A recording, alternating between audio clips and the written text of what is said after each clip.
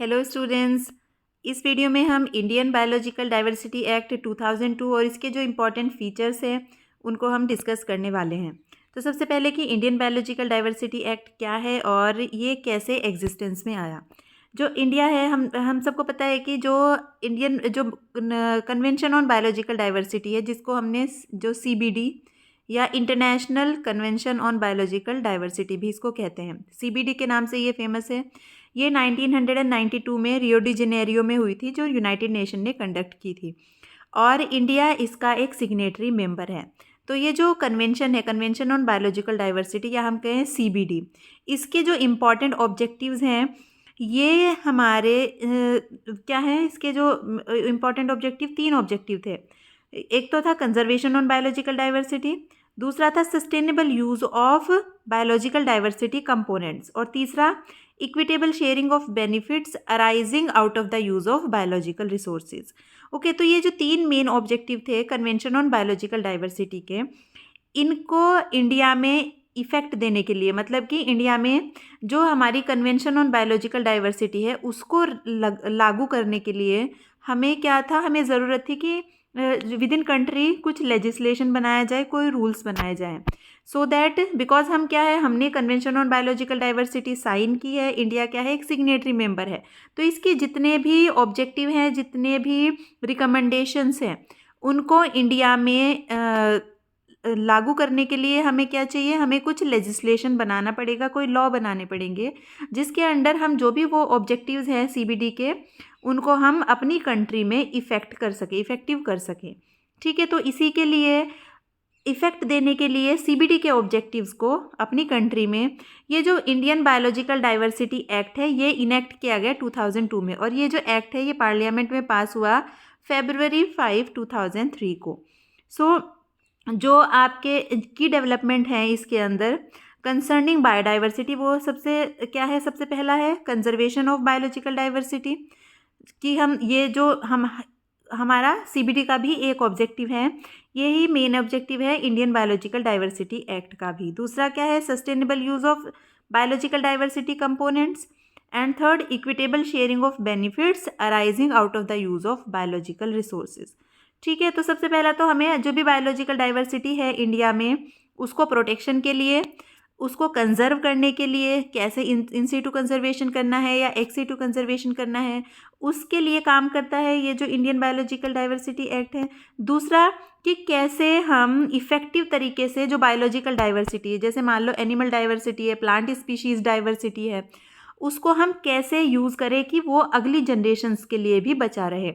ये होता है सस्टेनेबल यूज़ किसी भी चीज़ का। तो जितने भी हमारे पास प्लांट स्पीशीज़ है, जनप्लाज्म रिसोर्स हैं, जेनेटिक रिसोर्स हैं, जो प्लांट्स है डिफरेंट, हम उन जीनोटाइप्स को हम कैसे यूज़ करें कि वो एक्सटिंक्ट ना हो जाए, ख़त्म ना हो जाए, अगली जो जनरेशन है उनके लिए भी वो बचे रहें। तीसरा equitable sharing of benefits arising out of the use of biological resources. तो बेसिकली जो बायोलॉजिकल रिसोर्सेज या जेनेटिक रिसोर्सेज या प्लांट जेनेटिक रिसोर्सेज होते हैं, उनको अगर इन सीटू कंजर्वेशन हो रहा है तो कोई ना कोई कम्युनिटी, जो फार्मिंग कम्युनिटी या कोई ट्राइबल कम्युनिटी होती है, अगर वो उसको हमें क्या कर रही है, हेल्प कर रही है उसके कंजर्वेशन में, उसको कंजर्व करके रखा है उन्होंने अपने अपने फील्ड में, वो हमेशा उसको लगाते हैं, ग्रो करते हैं या हेल्प करते हैं। अगर हम उनका कुछ भी जेनेटिक रिसोर्स हम यूज़ कर रहे हैं कोई न्यू वैरायटी डेवलपमेंट में, फॉर एग्जांपल, और भी तरीके से हम यूज़ कर सकते हैं। तो यहाँ पे हम एक एग्जांपल ले रहे हैं कि हम न्यू वैरायटी डेवलप कर रहे हैं उनका कंजर्व मटेरियल यूज़ करके, तो फिर उस जो न्यू वैरायटी बनेगी, न्यू जो भी प्रोडक्ट डेवलप होगा, उससे जो भी इकोनॉमिक जो भी हमारा क्या होगा, इकोनॉमी जनरेट होगी, जो भी कह सकते हैं कि जो पैसे जनरेट होंगे उसमें उनका भी शेयर हो। तो इक्विटेबल शेयरिंग होनी चाहिए, ये जो एक्ट है इंडिया में इंश्योर करता है। और एक और ऑब्जेक्टिव है कि access to regulate access to genetic resources. दूसरा क्या है कि इंडिया में जो भी प्लांट जेनेटिक रिसोर्सेज या एनिमल जेनेटिक रिसोर्सेज हैं उनके लिए एक्सेस को रेगुलेट करना, मतलब कोई भी जाके कुछ भी मटेरियल यूज़ ना कर पाए विदाउट परमिशन।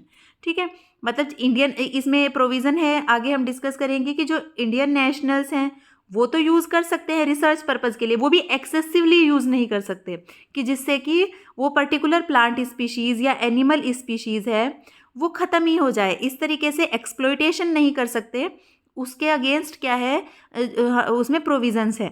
बट हम क्या है, जैसे इंडियन नेशनल है फॉर एग्जांपल, वो क्या कर सकते हैं, वो उन प्लांट स्पीशीज़ को रिसर्च पर्पज़ के लिए, स्टडी पर्पज़ के लिए वो यूज़ कर सकते हैं, ठीक है, उनको किसी परमिशन की ज़रूरत नहीं। बट जो फॉरेन नेशनल्स हैं या फॉरेन कंपनीज़ हैं या ऑर्गेनाइजेशन हैं, उनको अगर इंडिया में कोई प्लांट जेनेटिक रिसोर्सेज या एनिमल जेनेटिक रिसोर्सेज है, एनिमल स्पीशीज़ या प्लांट स्पीशीज़, अगर वो उसको यूज़ करना चाहते हैं रिसर्च पर्पज़ के लिए भी, या कोई इकोनॉमिकल वे में कि कुछ इकोनॉमी जनरेट करने के लिए, तो भी उनको क्या करना पड़ेगा, परमिशन लेनी पड़ेगी, प्रायर परमिशन रिक्वायर्ड होती है। तो ये क्या है, इसीलिए ये एक्ट है, ये रेगुलेट करता है किसी की भी एक्सेस जेनेटिक रिसोर्सेज के लिए। तो biological diversity and biological resources, ये दो इम्पॉर्टेंट टर्म है जब हम जो इंडियन बायोलॉजिकल डाइवर्सिटी एक्ट हम पढ़ते हैं। तो ये जो दोनों टर्म है ये डिफाइन की गई है एक्ट के अंदर ही।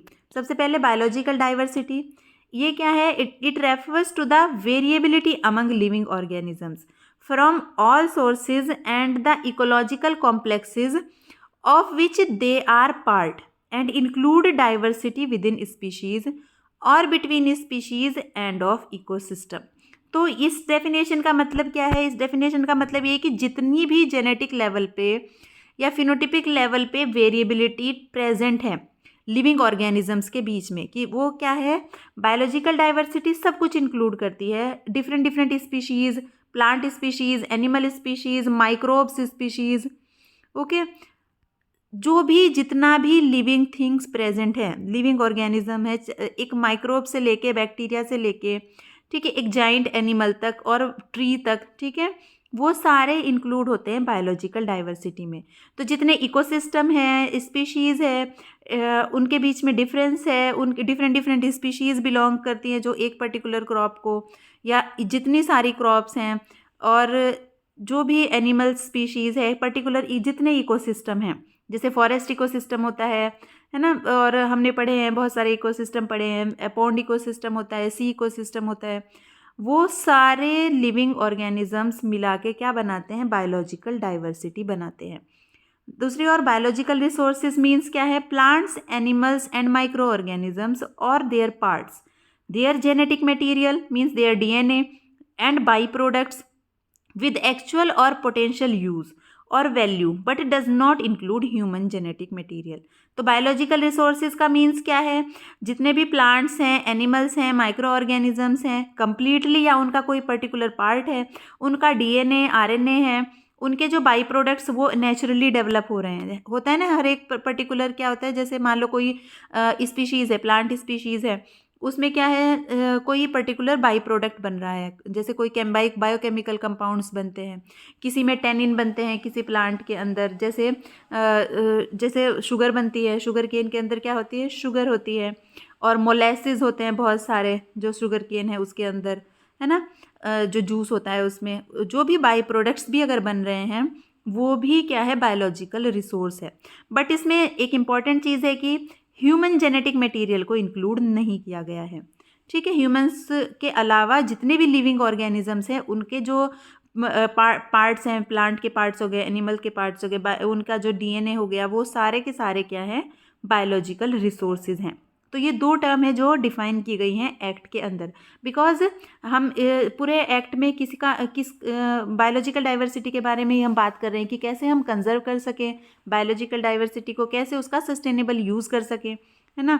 Then authorities under the act, क्या क्या इम्पॉर्टेंट अथॉरिटीज़ बनाई गई हैं एक्ट के अंदर, ठीक है।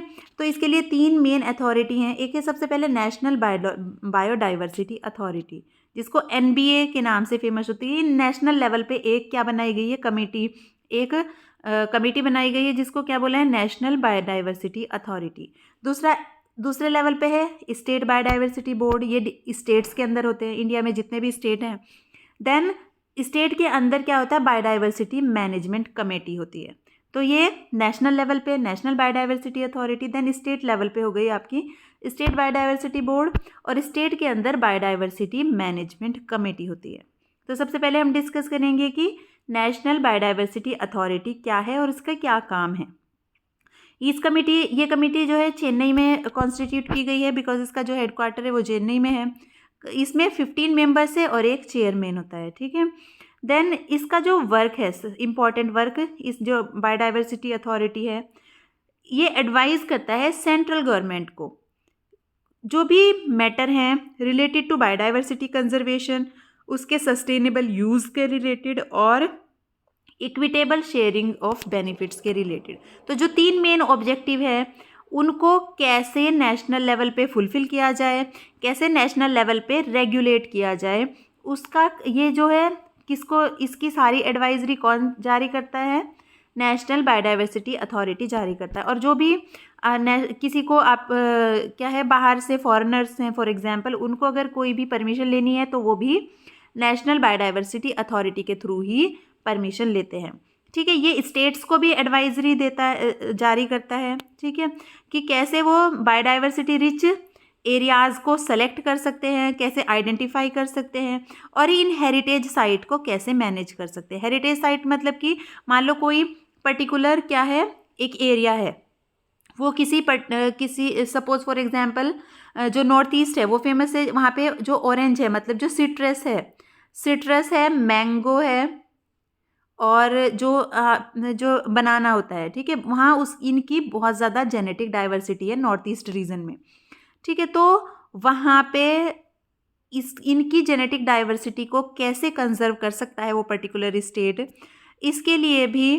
क्या करते हैं, जो नेशनल बायोडाइवर्सिटी अथॉरिटी है वो स्टेट गवर्नमेंट को एडवाइस देती है कि ये जो जहाँ पे जेनेटिक डाइवर्सिटी ज़्यादा है वो बेसिकली वो क्या है, फॉर एग्जांपल वो उसको हम कह सकते हैं कि ये जेनेटिकली हेरिटेज साइट है, एक इम्पॉर्टेंट साइट है।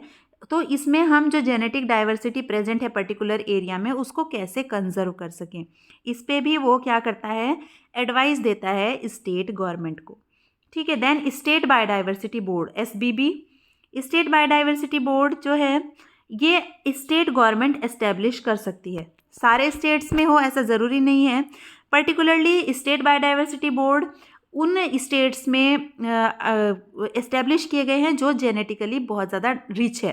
जैसे उत्तराखंड स्टेट है, वहाँ पे हिमालयाज़ हैं, हिमालयाज़ जो रीजन है वहाँ पे बहुत सारी प्लांट और एनिमल स्पीशीज़ के वो सेंटर ऑफ डाइवर्सिटी है, मतलब वहाँ पे वो ओरिजिनेट हुई हैं, इंडिजीनस है वहाँ की, ठीक है। तो ऐसी जगह पे जहाँ पे जिन स्टेट्स में बहुत ज़्यादा जेनेटिक डाइवर्सिटी है, बायोलॉजिकल डाइवर्सिटी है, वहाँ पे तो ये इस्टेब्लिश्ड हैं, बट कुछ स्टेट्स हैं जहाँ पे मे बी ये इस्टेब्लिश नहीं है बोर्ड, बट स्टेट गवर्नमेंट इनको इस्टेब्लिश करती है ऑफिशियल नोटिफिकेशन के थ्रू। और ये जो स्टेट बायोडाइवर्सिटी बोर्ड है ये स्टेट गवर्नमेंट को एडवाइस करता है जितने भी मैटर्स होते हैं बायोडाइवर्सिटी कंजर्वेशन से रिलेटेड और बेनिफिट शेयरिंग से रिलेटेड, ठीक है। मतलब स्टेट्स में स्टेट लेवल पे जो भी जेनेटिक डाइवर्सिटी है, बायोलॉजिकल डाइवर्सिटी है, उसको कैसे कंजर्व करना है और उसका सस्टेनेबल यूज़ कैसे करना है।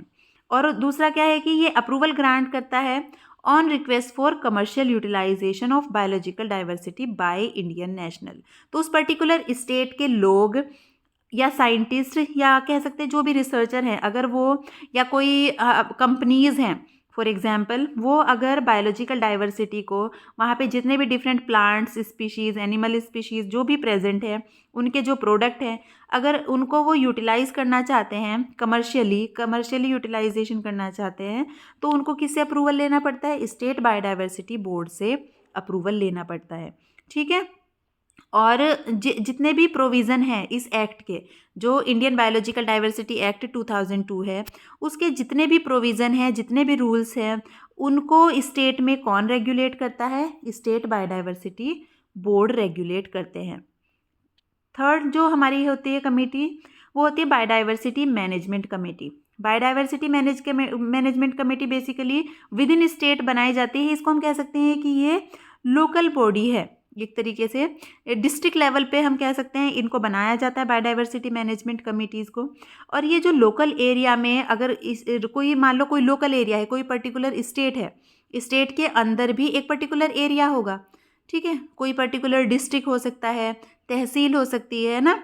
तो अगर वहाँ पे बहुत ज़्यादा रिच है, बायोडाइवर्सिटी बहुत ज़्यादा है, तो उस एक पर्टिकुलर एरिया में क्या बनाया जा सकता है, बायोडाइवर्सिटी मैनेजमेंट कमेटी बनाई जा सकती है, जो एक छोटे से एरिया की with in a big state, ठीक है, इस छोटे से एरिया में जो भी बायोडाइवर्सिटी है उसके कंजर्वेशन और सस्टेनेबल यूटिलाइजेशन के लिए लोकली जो काम कर सके, ठीक है। और ये डॉक्यूमेंटेशन करती है बायोलॉजिकल डाइवर्सिटी का, जो बायोडाइवर्सिटी मैनेजमेंट कमेटी होती है। एक पर्टिकुलर एरिया में, छोटे एरिया में जितनी भी बायोलॉजिकल डाइवर्सिटी है उसका डॉक्यूमेंटेशन करती है, और उनके जो मान लो कोई एनिमल स्पीशीज़ है, उसका कोई पर्टिकुलर हैबिटेट भी होगा, नेचुरल हैबिटेट, उसके प्रिजर्वेशन और उसके सेफ्टी के लिए ये काम करते हैं। Conservation of landraces, folk varieties, इनके लिए काम करते हैं, बिकॉज लैंड रेस क्या होती हैं, ये फार्मर्स, एक तरीके से कह सकते हैं कि ये फार्मर्स के कल्टीवार हैं, फार्मर्स ने इनको इवॉल्व किया है, मतलब जनरेशन आफ्टर जनरेशन वो इनको यूज़ करते हैं, लैंड रेसेस को, फोक वेराइटीज़ को।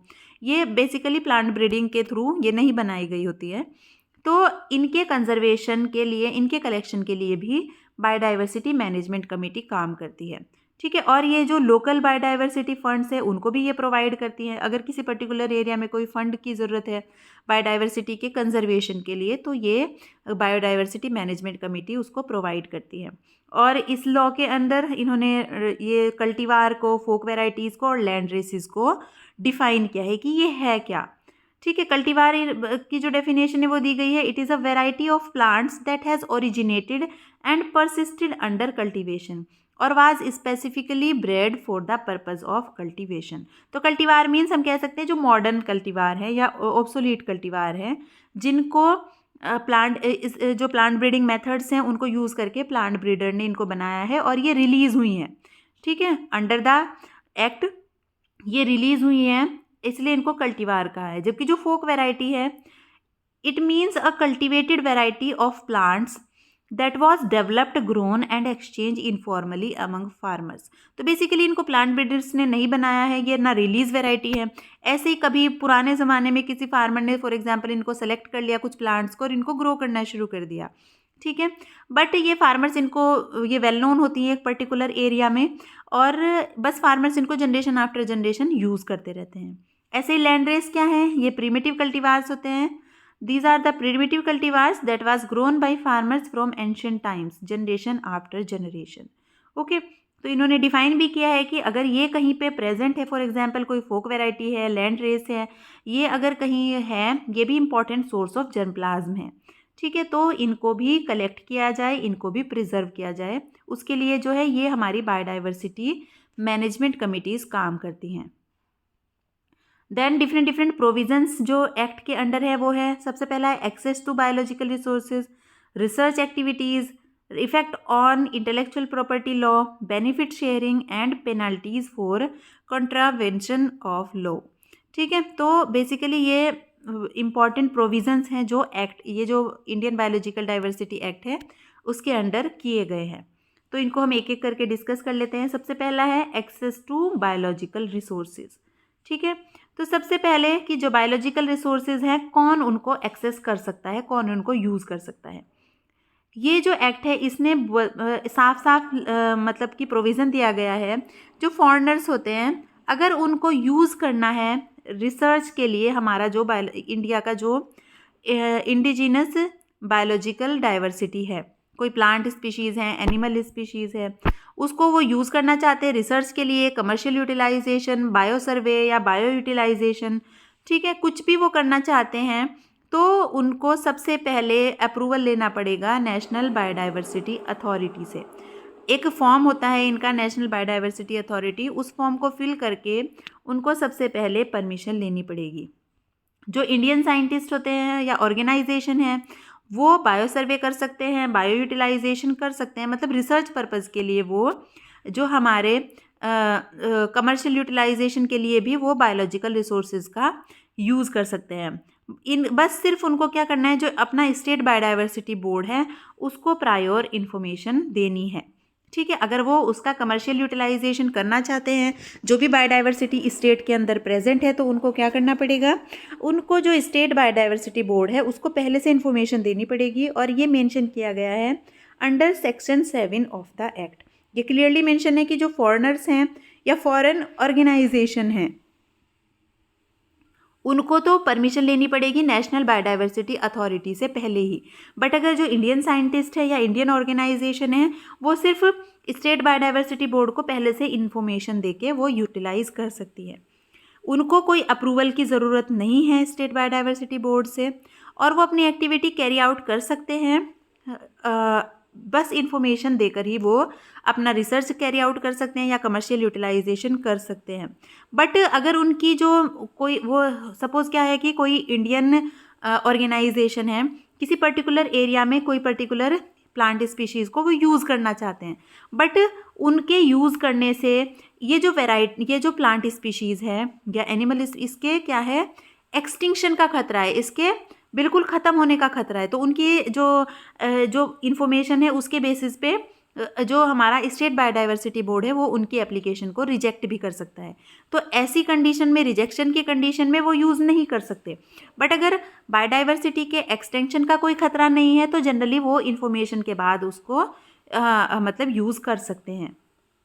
देन सेकेंड नंबर पे रिसर्च एक्टिविटीज़, कि वो जो रिसर्च एक्टिविटीज़ हैं on the basis of biological diversity, मतलब कि जो बायोलॉजिकल डाइवर्सिटी प्रेजेंट है उसको यूज़ करके रिसर्च एक्टिविटी कौन कैरी आउट कर सकता है और कौन नहीं कर सकता है।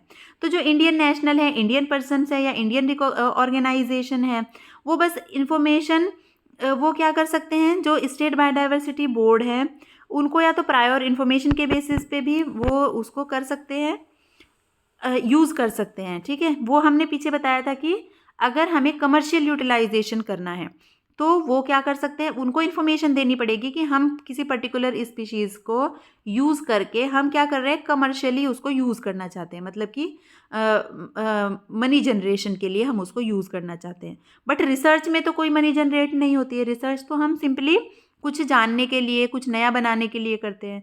तो रिसर्च एक्टिविटीज़ तो हम कैरी आउट कर सकते हैं बिना कोई इन्फॉर्मेशन दिए स्टेट बायोडाइवर्सिटी बोर्ड को। सपोज़ फॉर एग्जांपल क्या है, एक सोयाबीन है, ब्लैक सोयाबीन, जिसको क्या बोलते हैं, भट्ट बोलते हैं। ये जनरली कहाँ पाई जाती है, भट्ट ब्लैक कलर की होती है सोयाबीन, इसका जो कोट कवर होता है वो ब्लैक कलर का होता है। तो ये उत्तराखंड हिल्स में ये बहुत ज़्यादा पाई जाती है। सपोज़ हम इस पर कोई रिसर्च एक्टिविटी करना चाहते हैं, रिसर्च करना चाहते हैं इसके ऊपर, तो हम इसको कलेक्ट करके वहाँ से इस पर रिसर्च कर सकते हैं। इसके लिए हमें स्टेट बायोडाइवर्सिटी बोर्ड को इन्फॉर्मेशन देने की ज़रूरत नहीं। बट अगर हम उस पर्टिकुलर स्पीशीज़ को यूज़ करके कोई कमर्शियल लेवल पे कोई प्रोडक्ट लॉन्च करना चाहते हैं उसको यूटिलाइज करके, तो हो सकता है हमें स्टेट बायोडाइवर्सिटी बोर्ड को इन्फॉर्म करना पड़े। तो रिसर्च एक्टिविटी के लिए कोई परमिशन नहीं चाहिए इंडियन नेशनल्स को। बट जो यहाँ पे रिज़ल्ट आया, हमने कोई रिसर्च की और उसके कुछ रिज़ल्ट आए, हम उसको कहीं बाहर किसी और दूसरे कंट्री के साइंटिस्ट के साथ हम शेयर नहीं कर सकते हैं। इसके लिए हमें क्या करना पड़ेगा, हमें नेशनल बायोडाइवर्सिटी अथॉरिटी से परमिशन लेनी पड़ेगी। मतलब अगर हमें अपना कोई प्रोडक्ट भी बाहर भेजना है या हमें अपनी रिसर्च के रिज़ल्ट भी किसी के साथ शेयर करने हैं बाहर, तो हम विदाउट एनबीए की परमिशन नहीं कर सकते। और ये मेंशन किया गया है under section 3 of the act.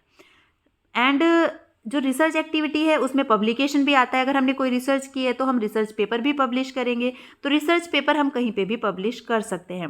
हम किसी सेमिनार में, किसी वर्कशॉप में, किसी कॉन्फ्रेंस में अपना जो रिसर्च है, हमारे जो रिजल्ट है उनको पब्लिश भी कर सकते हैं, प्रेजेंट भी कर सकते हैं। उसके लिए कोई मतलब रोक नहीं है।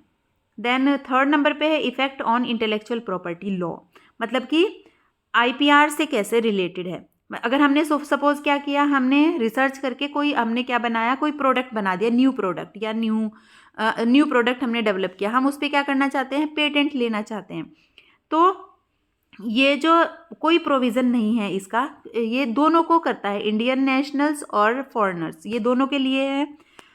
कोई पर्सन अप्लाई नहीं कर सकता है इंटेलेक्चुअल प्रॉपर्टी राइट्स के लिए, ना तो इंडिया में ना आउटसाइड। ठीक है, अगर उसने कोई रिसर्च की है जो जो हमारे बायोलॉजिकल रिसोर्सेज हैं इंडिया के, उनको यूज़ करके कुछ रिसर्च की उन्होंने और उसके बेसिस पे उसको यूज़ करके कोई प्रोडक्ट बनाया फॉर एग्जांपल, तो वो किसी पेटेंट के लिए या किसी इंटेलेक्चुअल प्रॉपर्टी के लिए सीधे क्या नहीं कर सकते हैं, अप्लाई नहीं कर सकते हैं, जब तक कि उसको नेशनल बायोडाइवर्सिटी अथॉरिटी से अप्रूवल नहीं मिल जाता। सबसे पहले हमें, अगर हमने कुछ बनाया है तो हमें नेशनल बायोडाइवर्सिटी अथॉरिटी से अप्रूवल लेना पड़ेगा, चाहे वो फॉरेनर्स हो, चाहे कोई फॉरेन कंट्री से कोई साइंटिस्ट हो, रिसर्चर हो, या इंडियन नेशनल हो, ये दोनों के लिए मैंडेटरी है। और ये क्यों किया गया है ऐसा? बिकॉज हमने CBD convention on biological diversity को साइन किया है, और जो कन्वेंशन ऑन बायोलॉजिकल डाइवर्सिटी है वो रिकॉग्नाइज करती है कि जो भी कंट्रीज़ हैं उनका खुद का राइट है अपने बायोलॉजिकल रिसोर्सेज के ऊपर, उनका खुद का क्या है, राइट्स है, मतलब वो ओनर हैं, पर्टिकुलर कंट्री ओनर है अपने बायोलॉजिकल रिसोर्सेज की, अपनी जेनेटिक डाइवर्सिटी की।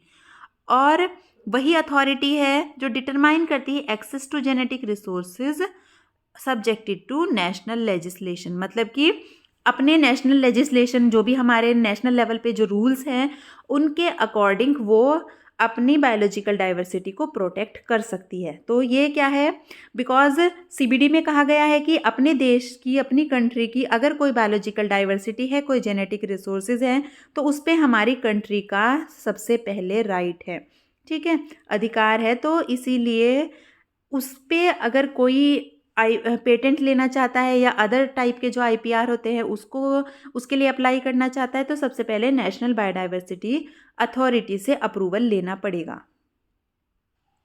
नेक्स्ट जो प्रोविज़न है वो है बेनिफिट शेयरिंग का प्रोविज़न। ये जो है डिफ़ाइन किया गया है जो सेक्शन 3 है एक्ट का, उसमें इन्होंने बोला है कि जो भी आपके जो बेनिफिट शेयरिंग है वो इक्विटेबल होनी चाहिए, और इसके लिए कौन काम करता है, नेशनल बायोडाइवर्सिटी अथॉरिटी काम करती है, ओके। और अगर जो हमारा मान लो फॉर एग्जांपल बेनिफिट शेयरिंग है, वो अगर फॉरेनर्स ने कोई यूटिलाइजेशन किया है जो हमारे बायोलॉजिकल रिसोर्सेज हैं, वो क्या है, वो किसके थ्रू होगी, एक एप्लीकेशन होगी NBA के थ्रू, वो उसके थ्रू NBA उसको रेगुलेट करेगा। और अगर इंडियन नेशनल है, कोई पर्टिकुलर स्टेट में उन्होंने यूज़ किया होगा कोई बायोलॉजिकल मटेरियल, बायोलॉजिकल रिसोर्सेज जो होते हैं, उनको स्टेट बायोडाइवर्सिटी बोर्ड के थ्रू बेनिफिट शेयरिंग होगी, ठीक है। और जो नेशनल बायोडाइवर्सिटी अथॉरिटी है वो इंश्योर करता है कि जब वो फॉरेनर्स को अप्रूवल ग्रांट करता है, फॉर एग्जांपल किसी हमने बताया ना कि अगर मान लो कोई फॉरेनर है, कोई फॉरेनर साइंटिस्ट है, रिसर्चर है, वो बायोलॉजिकल डाइवर्सिटी इंडिया में यूज़ करना चाहते हैं कि कोई पर्टिकुलर प्लांट स्पीशीज़ है जिस पे वो काम करना चाहते हैं, उसको यूज़ करना चाहते हैं, तो वो पहले अप्रूवल लेंगे NBA से।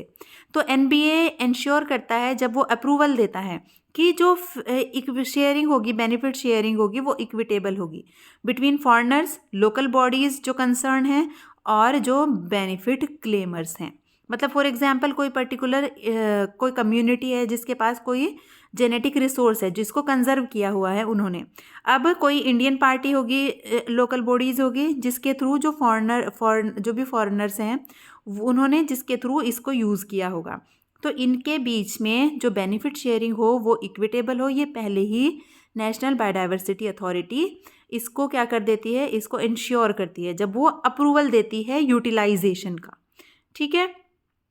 अब कुछ पेनल्टीज़ भी है अगर जो है लॉ को कोई तोड़ता है, ठीक है, कॉन्ट्रावेंशन होता है लॉ का, तो उसके लिए पेनल्टीज़ भी जो लॉ है उसमें डिस्क्राइब की गई हैं। जैसे जो हमारे इंडियन ऑर्गेनाइजेशन हैं, इंडियन नेशनल्स हैं, और जो फॉरेनर्स हैं, उनके लिए ये अलग अलग हैं। अगर रिसर्च जो हमारे जो ऑर्गेनाइजेशन है इंडियन ओरिजिन या तो फॉरेनर्स हैं, ये थोड़ा सा मिस्टेक है इसमें, अगर इनको ये कोई पाया जाता है कि ये लॉ के कॉन्ट्राडिक्टरी काम कर रहे हैं, गलत तरीके से यूटिलाइजेशन कर रहे हैं, तो इनको क्या है, अप टू 5 years इम्प्रिजनमेंट है, और अप टू 10 लाख इनको फाइन लग सकता है। मतलब ये डिपेंड करेगा कि किस लेवल पे जो कॉन्ट्रावेंशन हुआ है वो हुआ है, उसी के हिसाब से 5 साल तक की सज़ा या 10 लाख तक का जुर्माना हो सकता है। और अगर जो इंडियन नेशनल है, इंडियन बॉडी कॉरपोरेट हैं, एसोसिएशंस हैं, अगर वो रॉन्गली यूटिलाइज करते हैं जो भी बायोलॉजिकल रिसोर्सेज है उनको अप टू 3 year उनको क्या है, इम्प्रिजनमेंट हो सकता है, और अप टू 5 lakhs उनको जो भी आपका फ़ाइन है वो लग सकता है, या डिपेंड कर अगर कोई बड़ा क्राइम है, कुछ बहुत ही गलत तरीके से उन्होंने बायोलॉजिकल रिसोर्सेज को यूज़ किया है, तो वो दोनों भी हो सकते हैं। तो ये प्रोविज़न्स हैं जो हमारी सज़ा होती है उसके ये एक्ट में मेंशन किए गए हैं। ठीक है, तो ये है, this is all about Indian biological diversity act. जो भी मेन पॉइंट्स थे वो हमने डिस्कस किए। Thank you so much.